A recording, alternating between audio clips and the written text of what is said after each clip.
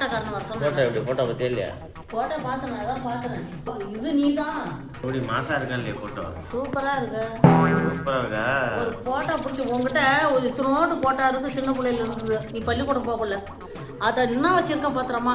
காட்டு. இங்க இல்ல, ஊட்ட இருக்கு, வச்சிருக்கேன். இன்னும் வச்சிருக்கேன். அந்த நினைப்பு வரும்போதெல்லாம் அதை எடுத்து பார்ப்பேன்.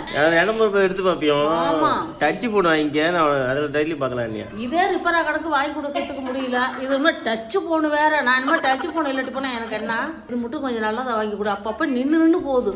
2 நாள் உனக்கு போன் போட்டால் ரிங்கு போச்சு, டக்குன்னு நின்று போச்சு. அம்மாளுக்கு போட்டால் உடனே நின்று போகுது. சார்ஜ் நான் ஒரு 3 மணி நேரம் போட்டு வச்சோம்னா ஒரு தாங்க மாட்டேங்குது. அது மாதிரி இருக்குப்பா. இருக்கிற வரைக்கும் கொஞ்சம் நல்லா பார்த்துக்கிட்டா போதும், அவ்வளோதான்.